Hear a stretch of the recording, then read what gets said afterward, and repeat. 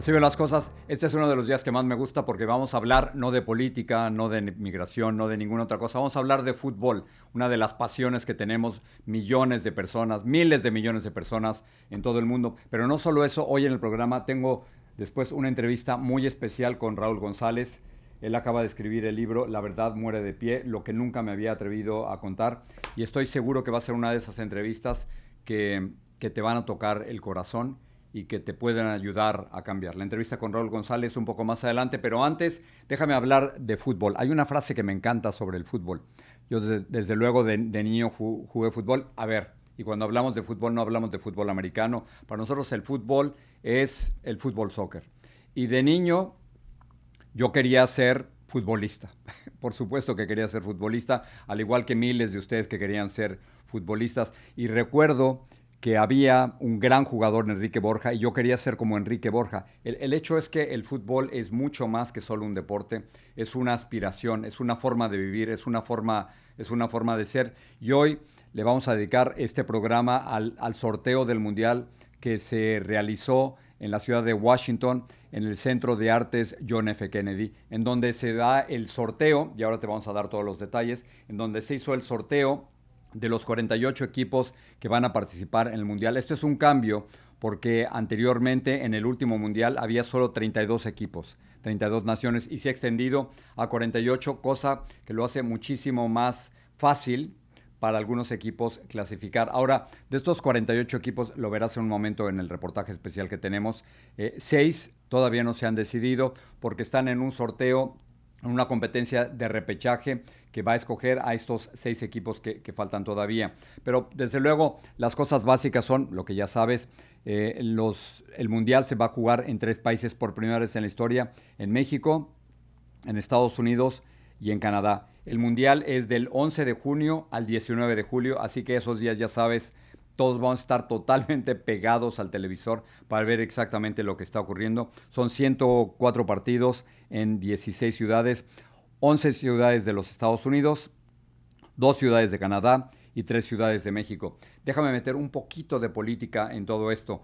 En el sorteo verás que estaba el presidente Donald Trump, la presidenta de México, Claudia Sheinbaum, que originalmente no iba a ir y cambió de opinión, ahorita hablamos sobre eso, y el primer ministro de Canadá. Es interesante el caso de Claudia Sheinbaum porque ella había sido invitada al partido inaugural del Mundial el 11 de junio y dijo que le iba a regalar su boleto a una niña mexicana, una niña indígena mexicana, fanática, apasionada por el fútbol. Pero entonces muchos creían que la presidenta no iba a asistir a la ceremonia, a esta ceremonia de sorteo en Washington, pero decidió cambiar de opinión. Y entonces en la mañanera del jueves lo que dijo es que iba a tener una pequeña reunión, y esa es la palabra que utilizó, una pequeña reunión en Washington con el presidente de los Estados Unidos. Esto es importante porque hay muchas tensiones entre México y los Estados Unidos, y esto surge particularmente después de que el presidente Donald Trump dijera que estaba dispuesto a autorizar operaciones terrestres, de ataques terrestres en territorio de Venezuela y otros países. Es decir, si quería atacar a carteles de las drogas en Venezuela, ¿cuáles son los otros países a los que también podría atacar? La presidenta de México ha sido muy clara de que la soberanía de México jamás se debe violar. Le ha dicho claramente al presidente de los Estados Unidos, eso lo ha dicho en las mañaneras, que no permitiría un ataque de los Estados Unidos en territorio mexicano, aunque fuera en contra de los carteles. Muy bien. El caso es que Claudia Sheinbaum, a quien el presidente Donald Trump respeta, porque así lo ha dicho, y Donald Trump se van a reunir por primera vez desde que ambos son presidentes de sus respectivas naciones. Y esto es muy interesante porque no hay solo un problema de soberanía y un problema de narcotráfico y qué hacer con los grupos narcotraficantes, sino también hay un problema comercial con el llamado TEMEC o el Tratado de Libre Comercio entre México, Estados Unidos y Canadá, en que México quiere extenderlo y Estados Unidos quiere cortarlo. Ahora, otro de los puntos interesantes de todo esto tiene que ver con que la presidenta viaja en vuelos comerciales. Desde que llegó a la presidencia, viaja en vuelos comerciales. Se sube a un avión de Aeroméxico, generalmente de Aeroméxico, y viaja a distintos lugares del país. Pero en este caso no le daba tiempo que saliera el avión desde la Ciudad de México hacia la ciudad de Washington en un vuelo comercial, una línea mexicana o estadounidense, y luego regresar para sus compromisos. Entonces, por primera vez está viajando en un avión de la Secretaría de la Defensa Nacional.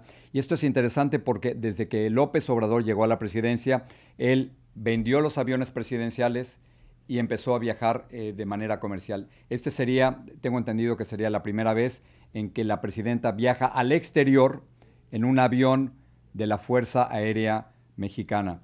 Así que este es, digamos, el panorama de lo que está ocurriendo. La frase que más me gusta sobre el fútbol es que entre las cosas menos importantes del mundo, el fútbol es la más importante. Así que entre las cosas menos importantes del mundo, que es el fútbol, hablemos ahora del sorteo. Lindsay Casinelli, mi compañera periodista Lindsay Casinelli, ha estado siguiendo muy de cerca el sorteo. Tiene las cosas más importantes, tiene cuáles son los equipos con los que va a jugar México, Estados Unidos y Canadá. Yo quiero ver también, por ejemplo, contra quién va a jugar Brasil, contra quién va a jugar Argentina. Tiene los grupos y veremos cuáles son esos llamados grupos de la muerte. Lindsay Cancinelli, con lo último. ¿Qué es lo que sabes, Lindsay? Te escuchamos. Ay, Jorge, ha sido un sorteo kilométrico. Así de largo como va a ser el Mundial con 48 selecciones y 104 partidos.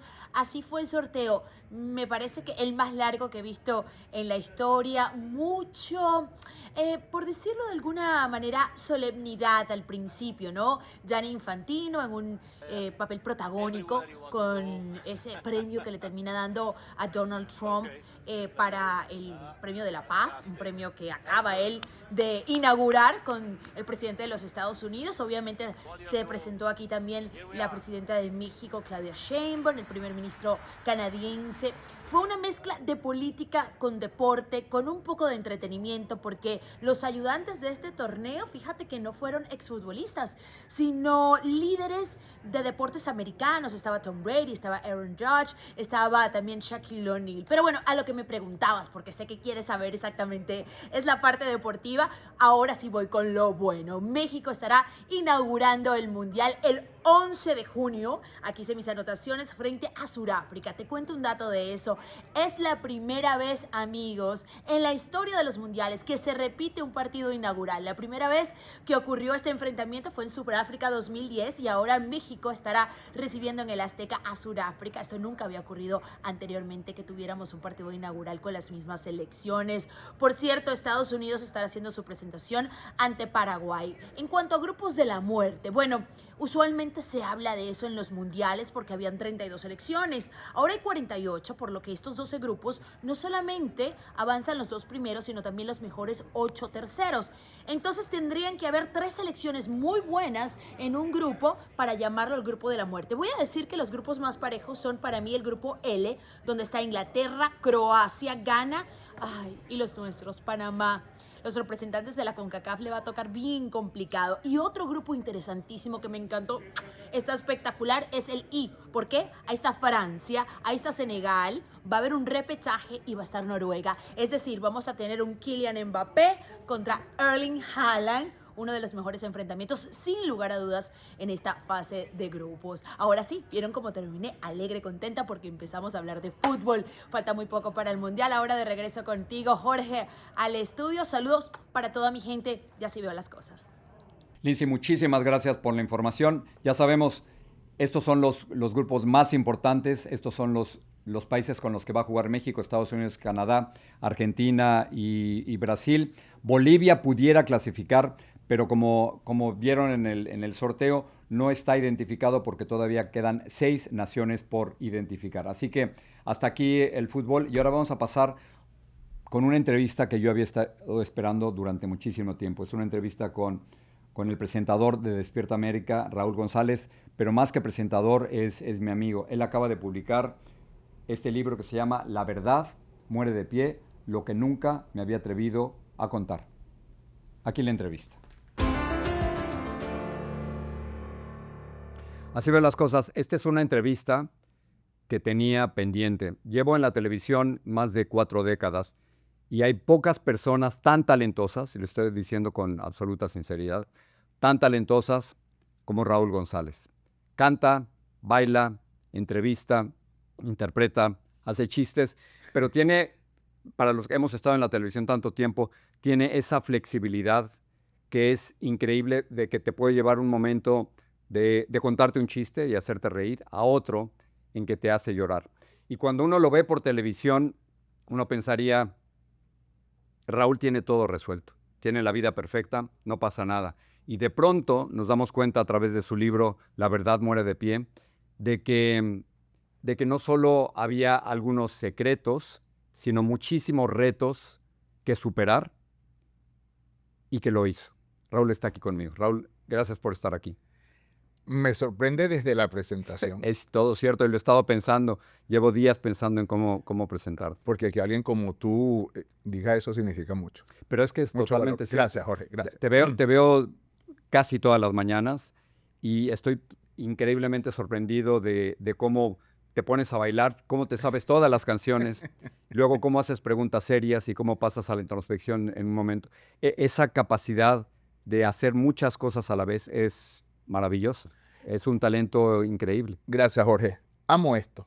Tengo 54 años y desde que tengo 5 hago esto. No, he hecho muchas otras cosas, he sido inversionista en restaurantes, en esto y aquello, y al final todo me sale fatal. Pero esto no. Pero esto no. Claro, porque esto es lo tuyo. como tú, Sí. como Don Francisco, como Cristina, como tantos talentos que quisiera nombrar, que sentimos y vivimos de esto, Jorge. Nadie puede explicar, o yo no puedo explicar la sensación que da cuando a las 6:59 dicen 5, 4, 3, 2, 1. Y al aire, vámonos.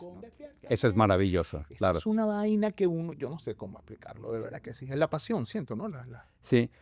Para poner un poco en contexto esta conversación, Raúl y yo llevamos años trabajando juntos y nos cruzábamos por los pasillos y creo que teníamos una relación cordial y amistosa y hasta ahí. Pero un buen día, Raúl subió a la cafetería con su comida y yo hice lo mismo, cada quien por su lado. Y nos vimos a los extremos de la cafetería y decidimos comer juntos, ¿no? Y comimos juntos. Y ahí nos empezamos a confesar uno del otro. ¿Por qué hacíamos esto? ¿Cómo nos había cambiado? ¿Qué queríamos hacer? Y quedamos en seguirlo haciendo y no lo hicimos hasta ahora. Hasta ahora, Jorge. Y Una yo, conversación inolvidable, además. sí, porque creo que fue muy honesta, ¿no? Que la televisión está cambiando mucho y los dos estábamos pensando en todo lo que nos ha dado la televisión, que es extraordinario. O sea, yo he tenido una vida maravillosa gracias a la televisión y tú me contabas también exactamente lo mismo, ¿no? Sí. A los 5 años comencé, repito, en esto del entretenimiento. Tengo una pasión por la televisión que es muy grande. Veo a veces con preocupación, a veces con tristeza, esta cosa bucólica de añoranza de la época de gloria de la televisión, ¿no? Esto donde estamos tú y yo en estos momentos nunca pensé que iba a pasar. Estoy sentado con Jorge Ramos, el periodista número 1 de la televisión hispana, en el programa de YouTube, en un haciendo un podcast. podcast, y a través de YouTube, y esto nunca me imaginé que iba a pasar. Porque lo pero- estamos reinventando todos, ¿no? Exactamente, y porque forma parte de la realidad, porque ya lo vivimos con la música hace muchos años, la manera en que la música sigue estando, pero en cómo se consume es lo que ha venido cambiando y es lo que está pasando ahora con la televisión. Y en mi caso, obviamente es triste porque cada vez siento que se va acercando a una salida, en mi caso, como Raúl González. No por lo los creo. años Yo que creo llevo. que tienes un futuro garantizado en lo que tú quieras hacer. Muchas O sea, gracias. después de leer este libro, así me queda. Quiero empezar la conversación. ¿Te importa si me lees la última página del libro? Ya lo tenemos marcado. ¿Cómo no? Cuando hablas del libro y de por qué lo escribes, porque, como decía en la presentación, cuando yo te veo por televisión, yo diría, Raúl tiene la vida perfecta. O sea, nadie puede reírse así, ni disfrutar tanto, si no tiene la vida perfecta. Y de pronto me he leído el libro y me ha impactado que esa vida perfecta no era tal, ¿no? Ujú. Entonces, ¿qué dice? Esa parte dice, este libro fue mi manera de liberarme, de sacarme del pecho lo que durante años me pesaba, de hablar con la verdad, aunque doliera, aunque temblara, aunque me costara, porque entendí que la única forma de sanar es dejar de esconderse, que la única manera de vivir en paz es vivir en verdad, y que la verdad, mi verdad, tu verdad, la de todo, merece nacer, crecer y sacudirse, y si ha de morir algún día, que muera de pie. Esa frase de la verdad muere de pie es muy fuerte. Era Tu una mamá frase está de mi aquí. padre, era una frase de mi padre, me la decía mi padre. Y desde un principio que se dio la posibilidad Te lo de decía tu escribir el padre. libro, me lo decía mi padre. Mi padre siempre me exigió decir la verdad. De niño me recomendó. Luego de adolescente me exigió hasta el último día, hasta que le conté la mía y decidió y me pidió que no la contara hasta que él se muriera. Vamos a llegar ahí, pero quiero entender el concepto de verdad y cómo puede alguien tener una vida doble. ¿Exagero al decir eso? No exagera, No. no exagera. Porque, a ver, todo parte de la máscara, de lo que hacemos. O sea, yo quizás me siento a hablar de política contigo y no lo hago. Y no porque no me guste. Te voy a preguntar de sepa. Venezuela, No, tú está sabes. bien, está bien. Tú sabes que Pero vamos no a es, llegar ahí. no es el tema que Ya. domino. Ajá. En mi caso, el entretenimiento. Sí. Cuando yo empecé a sentirme seguro fue a través de la primera ovación que recibí en una sala de teatro, la primera vez que canté una canción, la primera vez que salí en la televisión y nadie me rechazó en aquel momento.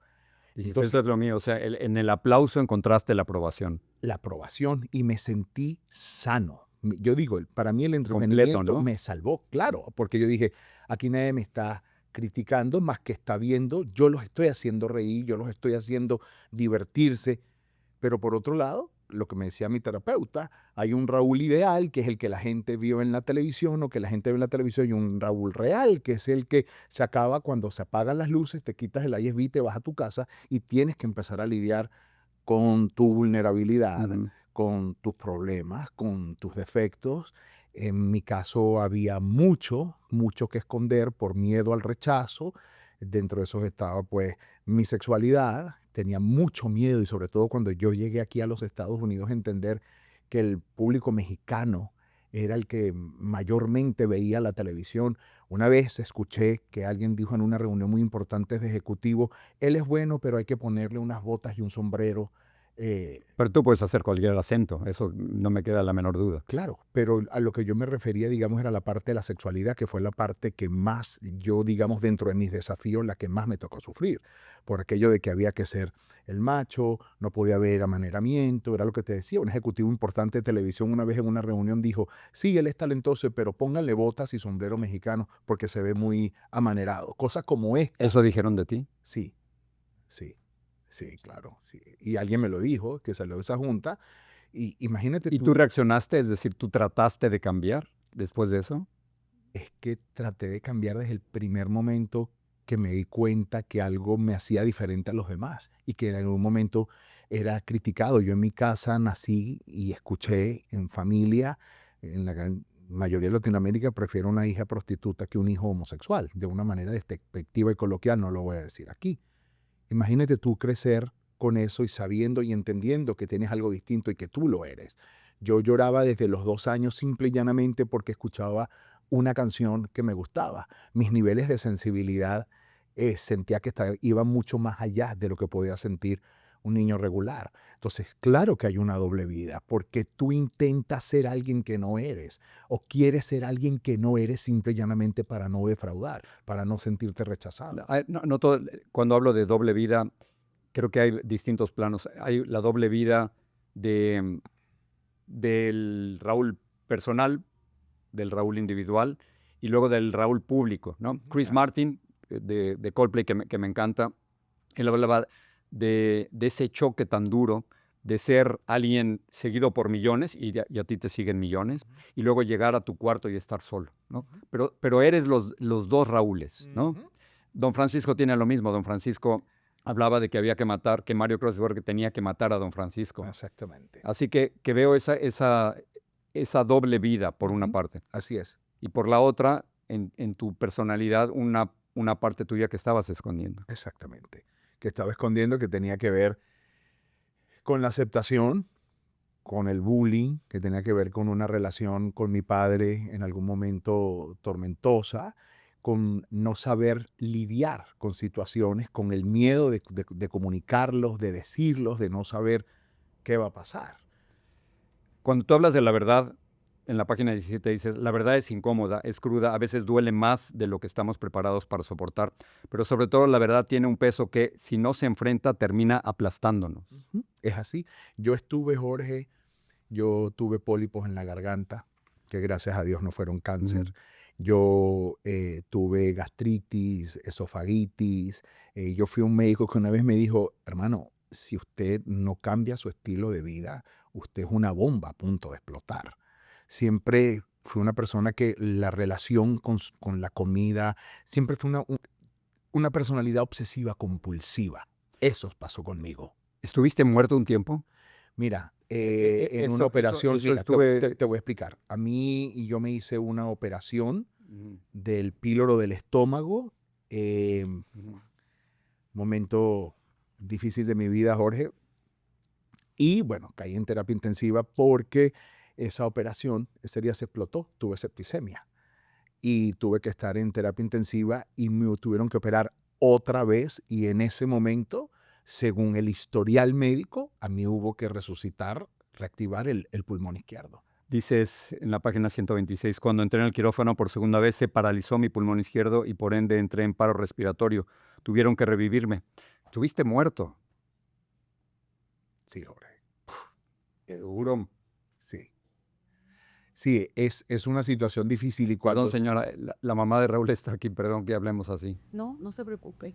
ella vivió, Yo sé, pero es ella que vivió. que una mamá escuche esto Es fuerte. es fuerte, ¿no? Claro que sí, pero no, ya hemos superado bastante, gracias a Dios. Jorge, todo esto era producto, o sea, yo estaba demasiado gordo, ya estaba en las 280, casi 300 Mm. libras. Quería buscar una solución inmediata, tenía problemas de esofagitis, de todo. Tenía Tú sabes que yo no sabía eso, ¿eh? No sabía eso. En el libro dices, toda la vida he sufrido de sobrepeso y he llegado a tener 100 libras de más, es decir, unos 50 kilos. Quiero compartir contigo mi historia y lo más importante, mi fórmula para lograr el cambio. Sí.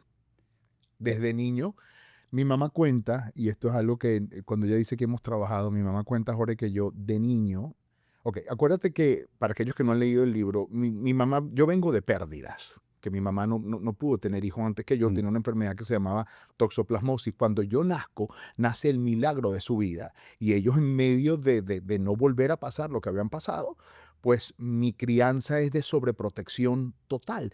De hecho, mi mamá Fuiste el milagro. el milagro, sí. Mi mamá cuenta que yo no quería comer, ella me sentaba sobre la lavadora que ¿Para qué?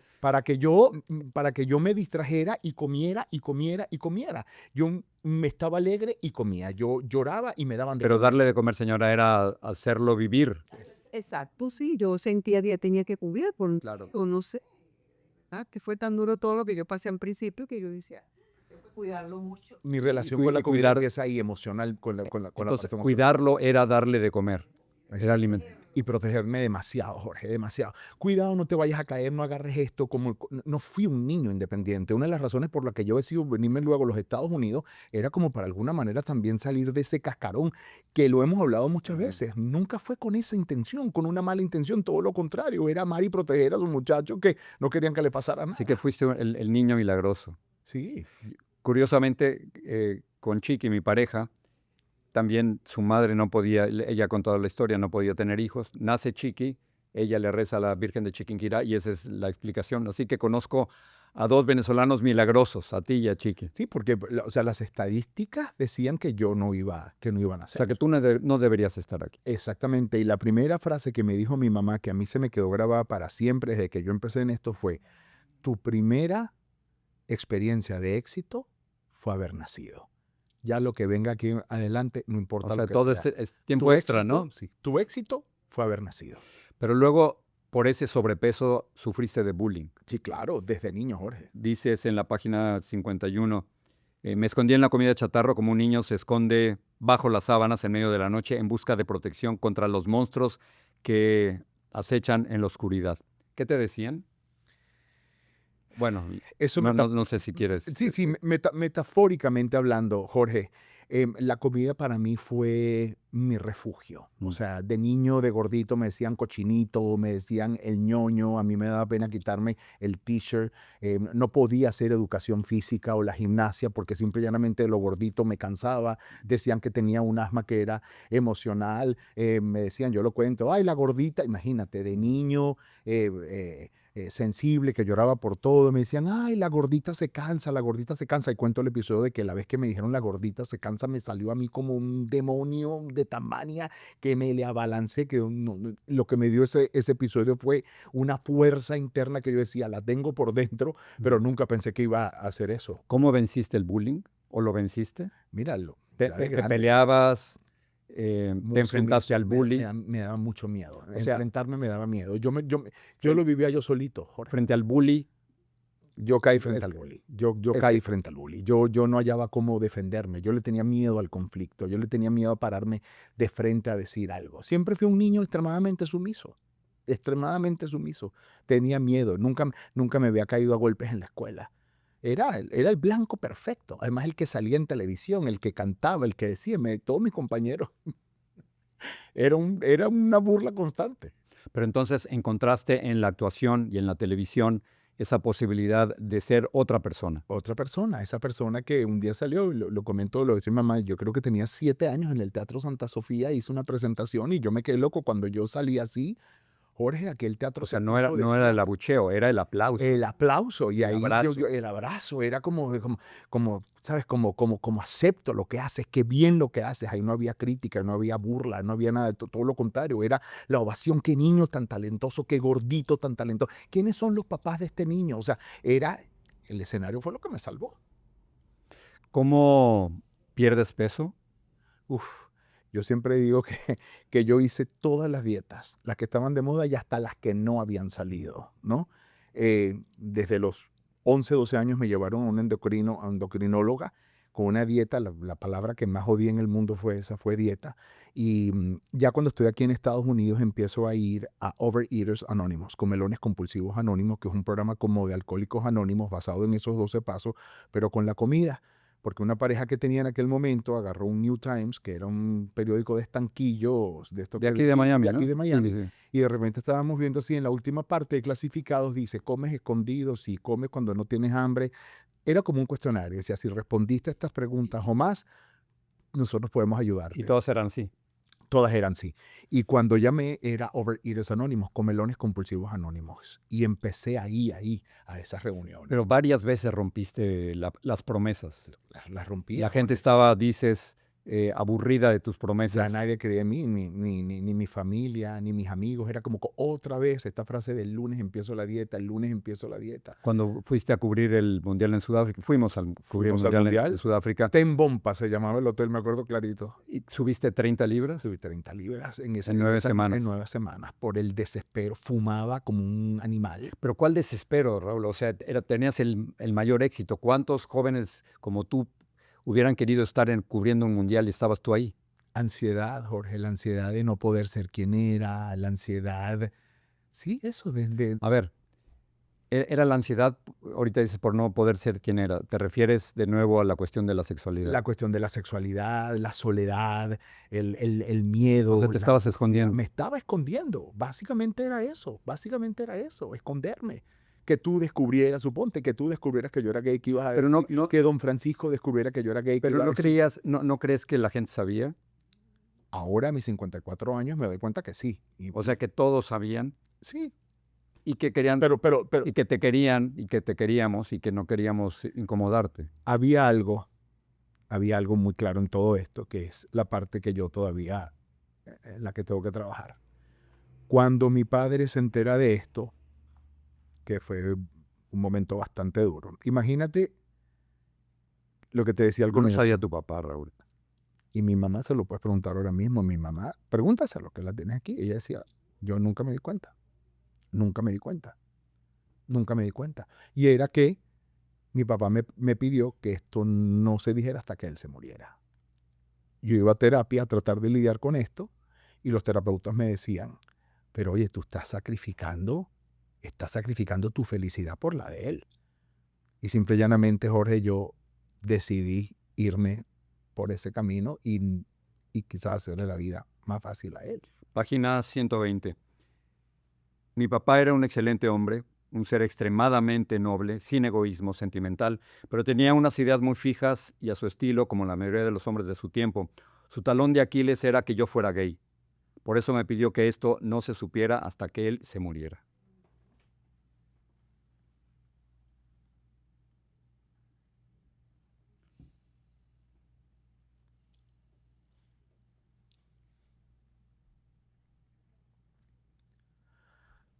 tuvo miedo, era su vergüenza.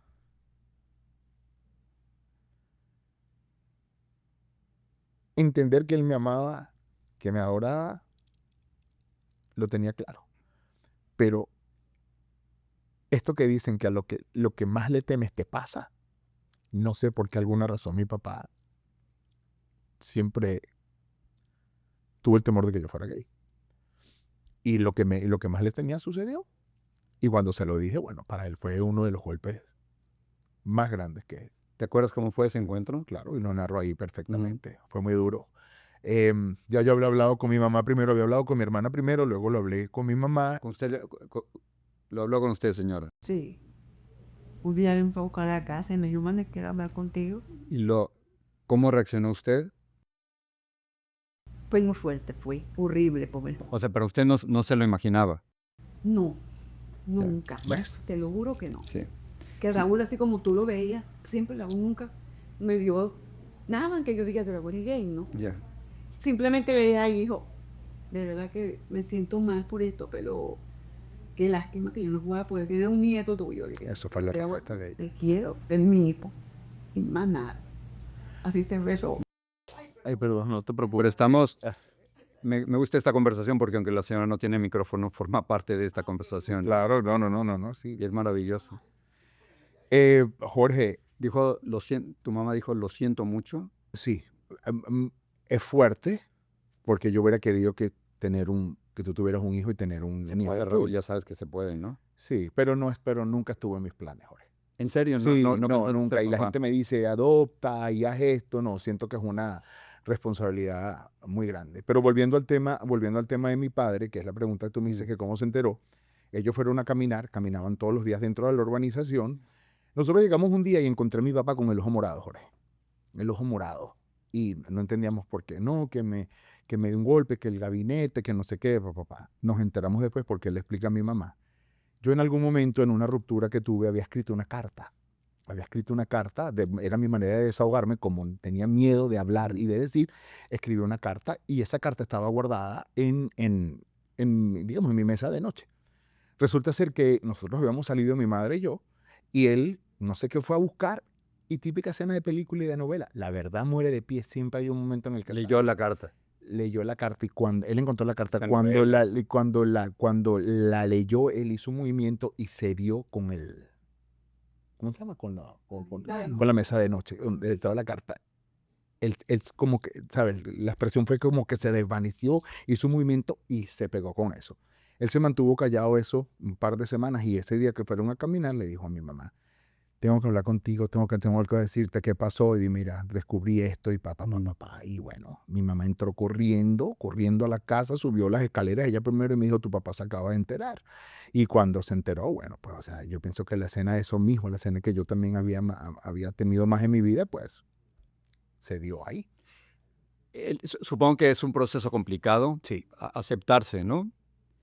En la página 85, creo que es la única parte del libro en la que tú decides no hablar más. Dices, en ese tiempo, dentro de esa confusión, decidí tener una relación con una mujer. Prefiero mantener esto en privado por respeto a mi cariño por ella. Hasta ahí me quiero quedar, no quiero ir más allá. Sí, porque existió una relación, pero al final no iba a ningún lado. Al final no fue a ningún lado. Y lo hablé con ella.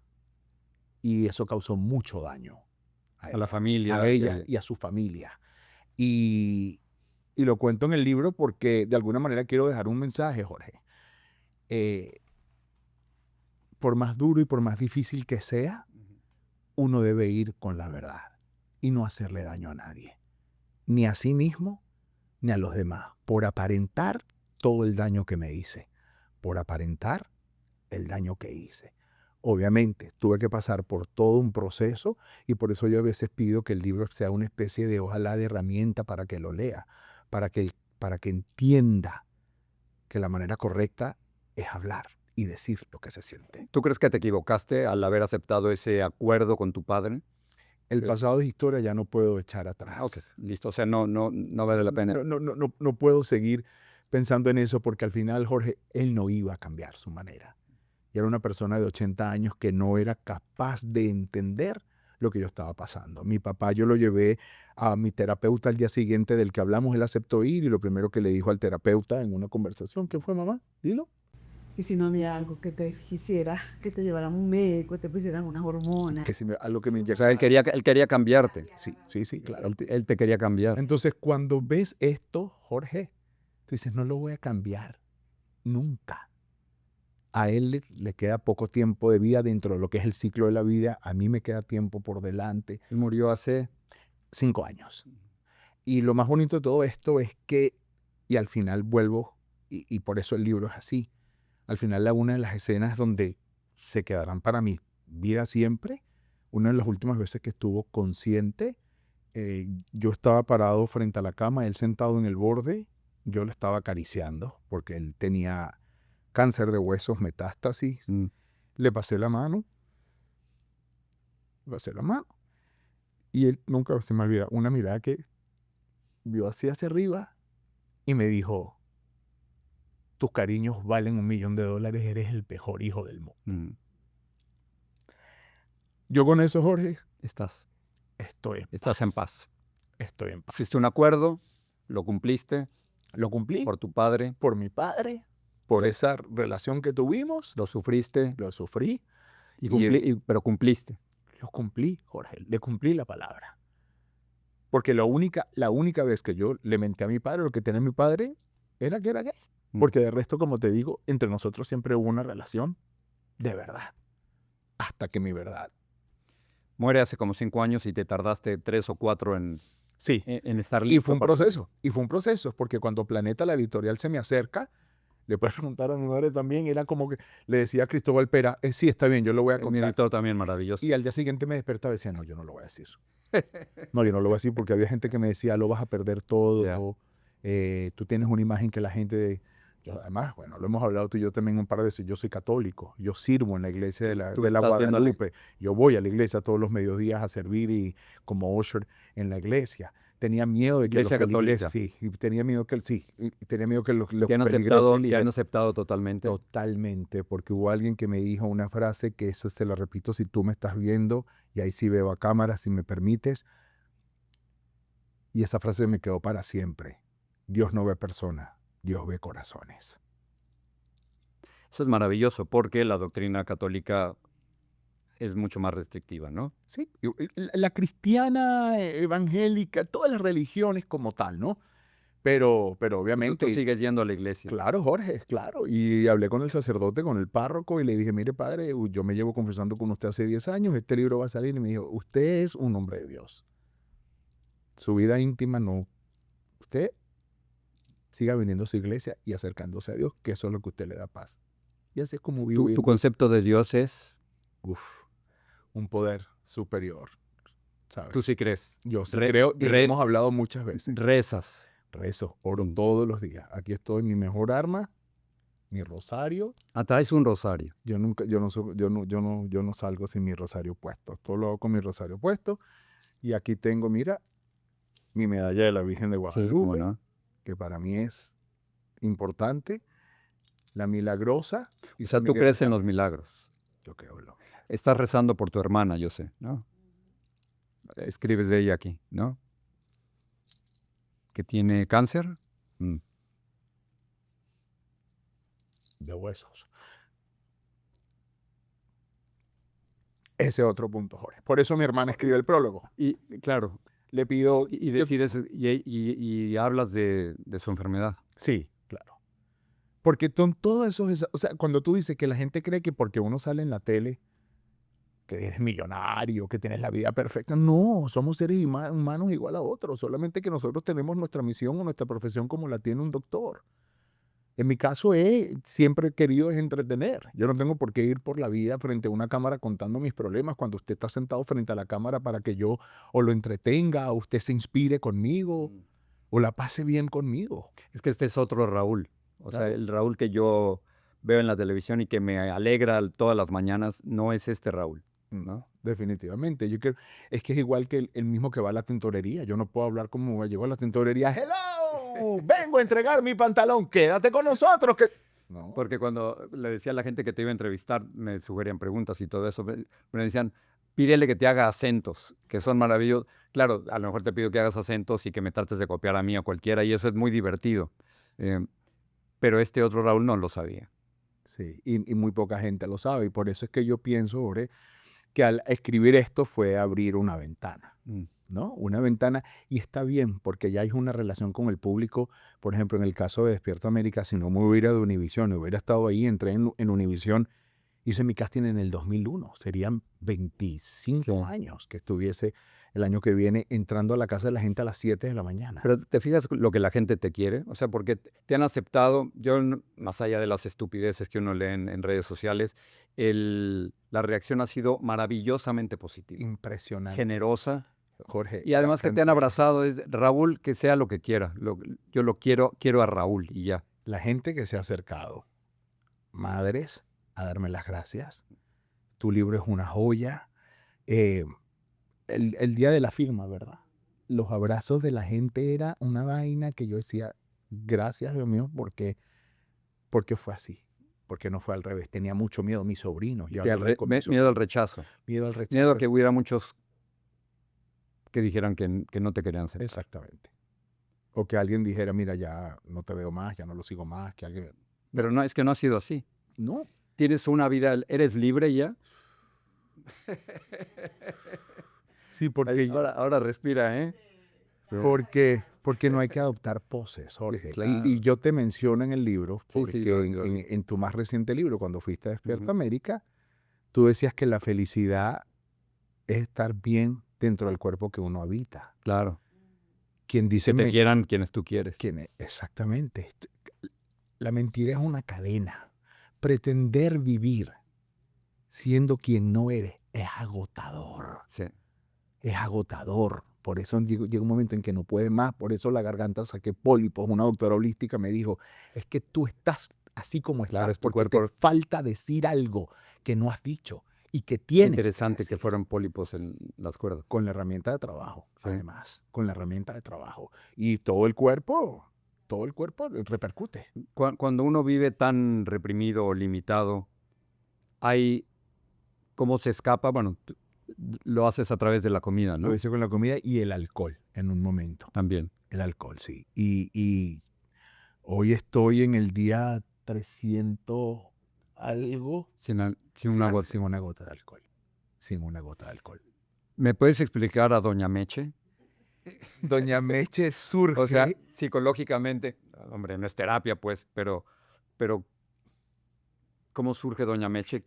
Mira, te voy a explicar algo. Doña lugar en Meche tu surge vida? de una señora que nos cuidaba en Univisión. Sí. Se llama Alicia, era la que nos llevaba el café en la Sí, yo la conozco. mañana, una señora colombiana. Y un día yo la empecé a imitar. Pero entonces ella hablaba y hablaba así ronquita. Sí. Entonces cuando yo la hacía así ronquita, eso escuchaba como muy varonil. Fernando Arao, Sí. Mari García Márquez, la productora ejecutiva, yo de hecho dije, yo nunca me voy a vestir de mujer en televisión, obviamente, porque no quería que me ligaran con nada de esto, de que me fuesen a decir que me gustaba vestirme de mujer, en fin, X. Pero por eso te pregunto sobre Doña Meche. Entonces empezamos, no, que la imite, la armé. Sí. Cuando le puse la voz como ella, se notaba a mí como, era como... Mira que lo haces y me río, claro. Y le puse la voz aguda, la puse así bien arriba. Ay, qué querido, tan querido Jorge. todo el mundo, esa es. Y a partir Eso es talento, es lo que estás haciendo. Gracias, Jorge. Y a partir de ahí comenzó este personaje que igual, que gracias a Dios mucha gente ama, hay otra gente que no la quiere, como todo. Pero Doña Meche se ha sentado en las piernas de Mark Wahlberg, de The Rock, de Hugh Jackman. Sí. O sea, Doña Meche ha estado con las grandes figuras de Hollywood y las grandes figuras latinas. Es parte de tu universo. Es parte de mi universo. Mi jefa Luz María Doria Luzma me tiene guardado en su teléfono. Luzma es la productora ejecutiva de Despierta América. Raúl Meche. A ver, don Francisco hablaba de que había que despedir a don Francisco, matar a don Francisco. Ajá. Es la hora de matar a doña Meche. No creo. No. No creo, Jorge. No creo. Porque todavía sí, claro, todavía... porque además Meche dice cosas que nadie se atreve a decir. Meche hace cosas que nadie se atreve. O sea, Meche decía cosas que tú nunca te que hubieras atrevido. jamás me hubiera atrevido a decir. Jamás. Y se mete con La todos voy a los empezar a ver compañeros de forma trabajo. distinta ahora. Ah, no, bueno, ella odiaba a Chiqui. Meche No me odiaba, digas, sí. Claro, Meche odiaba a Chiqui por lo Las guapa mujeres que guapas, era, las mujeres guapas. Claro, porque le quitan a ella su potencial, porque además es una solterona que nunca ha tenido Ya. un hombre en su vida.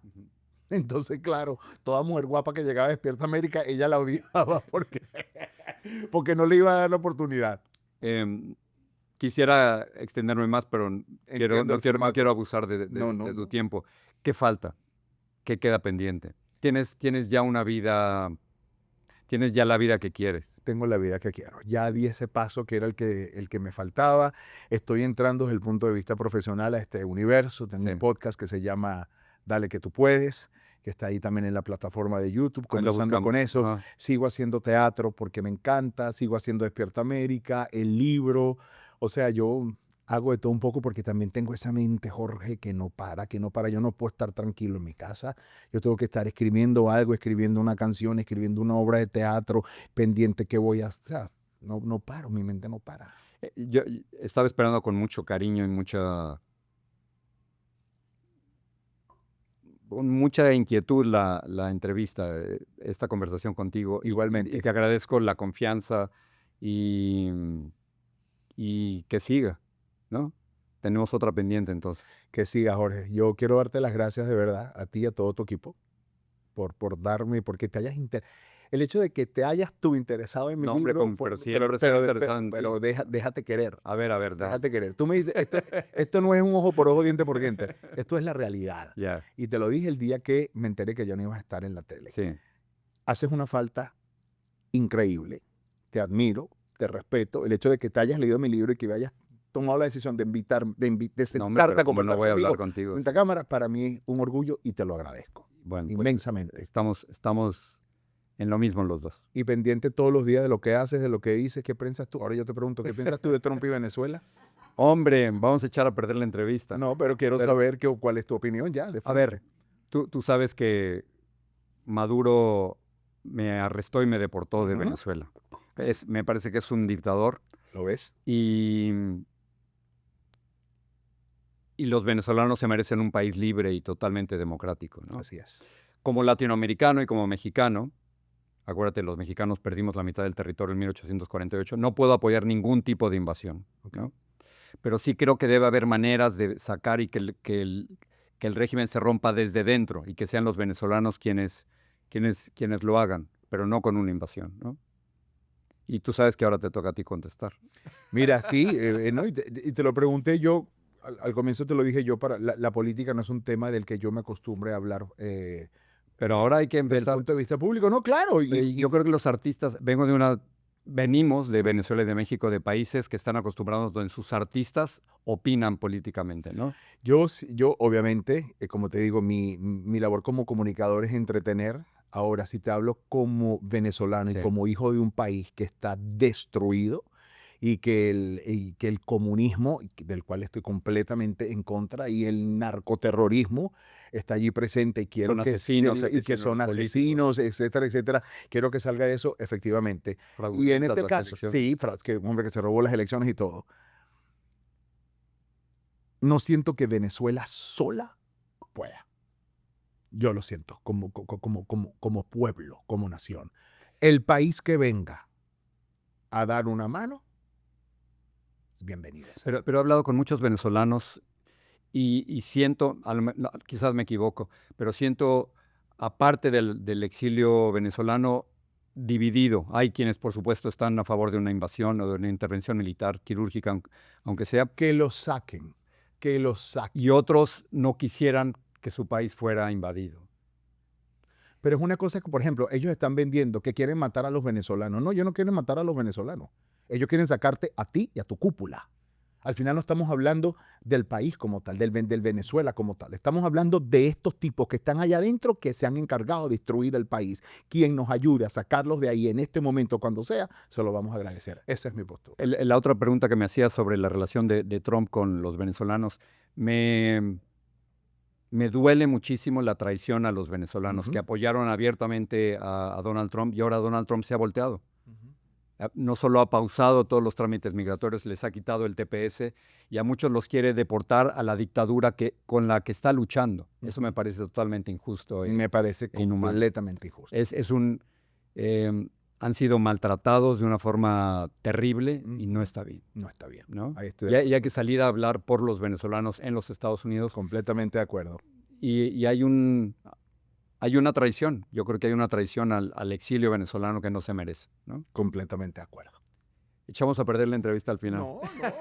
Yo sé que es un tema que te apasiona y yo soy venezolano, estás al día con todo esto. No es un tema del que yo hable públicamente, hay gente que me lo exige. Es que el problema es hoy en día, Jorge, es que si lo hablas es porque lo hablaste. Sí. Y si no lo hablas es porque te callas. Entonces, cuando lo hablo y he dicho que estoy en contra de todas estas nuevas tendencias de democracias latinoamericanas, porque esto ha sido un modismo de nuevas democracias latinoamericanas, para mí esto No es un entiendo, ¿te desastre. refieres a qué? Todos estos tipos que han venido a gobernar Latinoamérica, que en un principio se hacen vender como que es una democracia. Ah, bueno, que comenzó con Hugo Chávez Que en comenzó con Hugo Chávez. 1999. Exactamente. Toda esta gente que Esa ha elección venido... la así- gana legítimamente, luego ya no. Exactamente. Mm. Ya, luego no. Por eso, pero toda esta gente que vino a venderse como que esta es una nueva tendencia de democracia, mira hasta dónde han llegado. Entonces, no le creo a ninguno. Esa gente tiene que estar fuera, punto. O sea, que ¿tú puedes regresar a Venezuela? Pudiera regresar, pero no ha regresado. No ha regresado. ¿Que queremos regresar? Sí. ¿A una Venezuela libre? Sí. ¿Que podamos reencontrarnos en un abrazo? Sí. ¿Que yo pueda aportar por mi Venezuela desde mi punto? Sí. Pero tú esperas poder regresar a una Venezuela libre. Sí, claro. Yo también. Sí. Vamos juntos. Vamos, Jorge, yo te invito a una arepa. Vamos con Chiqui, vamos para Maracay. Vamos. a la capital. Sí, no hay nada que... Yo no puedo regresar a Venezuela ahora, pero no hay nada que me haría más feliz que poder regresar a una Venezuela democrática y libre. Que así sea, Jorge. Que al final eso es lo que queremos todos y pienso que debe ser el punto en común denominador. Listo. Raúl González, la verdad muere de pie. Y la verdad, te digo que muchas gracias por tenerme aquí y sentarme aquí en tu espacio. Listo. Te felicito además. Gracias. Gracias, Jorge.